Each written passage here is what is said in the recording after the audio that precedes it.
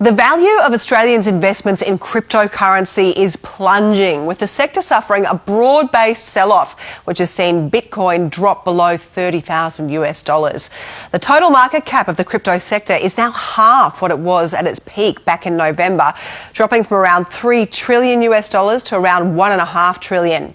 What is going on? Well, cryptocurrencies have been under pressure since the start of the year as inflation has sparked talk and then action on higher interest rates. Global equities markets have fallen. The S&P in New York has lost 18%. Our own market here is down around 7%.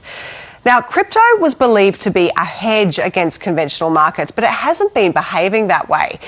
Values were already falling. Last week, Bitcoin was at around $40,000 US, well down from its November high of $67,000. But then something big happened this week.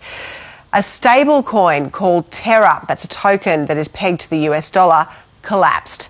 Stable coins, as the name suggests, are supposed to be less volatile crypto stores of money, but the coin plunged this week before recovering some value overnight. It sparked a chain reaction that has caused a big sell-off in the sector. Analysts are now asking if this is a Bear Stearns moment for crypto, harking back to the first investment bank to fall at the start of the GFC, and whether it poses a risk to the wider financial system. Here's the view of one trader on that. I would say that at this time, the market for such stable coins and really crypto more generally is too small to pose a systemic risk to the traditional financial system. So that's comforting on a macro level. But what about if you've tipped all of your life savings into crypto? Well, it would be a fool to predict what will happen to prices at the moment.